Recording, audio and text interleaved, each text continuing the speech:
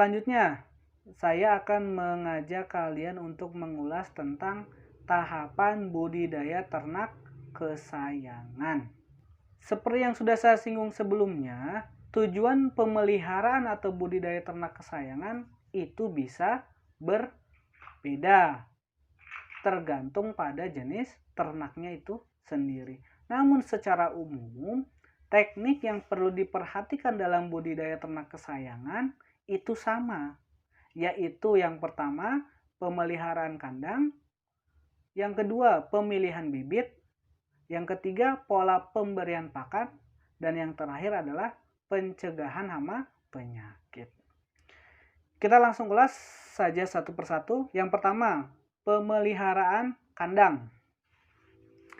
Kandang yang bersih dan nyaman sangat penting dalam budidaya ternak kesayangan, sehingga kandang harus rutin dibersihkan untuk menjaga kelembabannya. Minimal kita bersihkan 1 minggu sekali. Hal ini penting karena dapat menghindarkan ternak kesayangan kita dari tumbuhnya jamur atau bakteri penyakit yang tidak diinginkan. Selain kandang, tempat pakan, tempat minum, serta lantai kandang pun harus kita bersihkan secara rutin. Selanjutnya, pemilihan bibit. Intinya, dari pemilihan bibit ini adalah bibit yang unggul dan memiliki kualitas baik tentu akan menghasilkan hewan ternak kesayangan yang juga unggul dan baik. Maka, hal yang pertama yang perlu kita lakukan adalah melakukan seleksi guna memilih mana bibit hewan ternak yang unggul dan baik. Karena apa? Karena pemilihan bibit yang baik merupakan kunci utama atas keberhasilan budidaya ternak kesayangan. Yang ketiga, pemberian pakan. Pakan ini merupakan faktor utama dalam menentukan produktivitas ternak. Jadi pakan ini memang memiliki peranan penting ketika membudidayakan ternak kesayangan. Nah, yang terakhir adalah pencegahan hama dan penyakit. Hal ini berkaitan dengan kesehatan hewan ternak kesayangan yang kita budidaya. Dan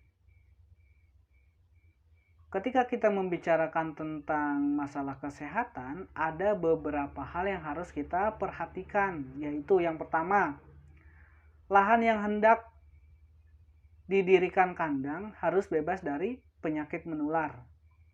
Yang kedua, kandang harus kuat, aman, nyaman, dan bebas dari berbagai jenis penyakit. Yang ketiga, periksa kesehatan ternak yang baru dibeli. Jika terdapat tanda-tanda kurang sehat, ternak dapat segera diobati. Yang keempat, jaga kandang dan lingkungannya agar tidak lembab dan bebas dari genangan air. Karena tadi seperti yang sudah disinggung, kelembaban dapat menyebabkan jamur yang pada akhirnya dapat mempengaruhi kesehatan ternak kita. Yang kelima, lakukan penyemprotan desinfektan atau proses penyuci hamaan kandang dan lingkungan sekitarnya.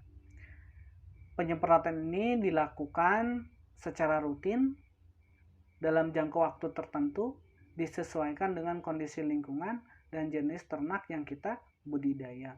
Dan yang terakhir, lakukan vaksinasi secara teratur. Nah, anak-anakku, mungkin pembahasan mengenai materi tentang budidaya ternak kesayangan untuk bagian pertama saya rasa sudah cukup. Saya berharap apa yang saya sampaikan dapat memberikan manfaat, walaupun mungkin hanya memberikan gambaran umum saja terhadap materi ini untuk kalian. Terima kasih banyak atas perhatian kalian dan mohon maaf apabila memang masih banyak terdapat kesalahan dan kekeliruan. Kita ketemu di video selanjutnya. Ingat, selalu jaga kesehatan dan keselamatan kalian dan tetap semangat untuk belajar. Akhir kata, wabillahi taufiq wal hidayah. Assalamualaikum warahmatullahi wabarakatuh.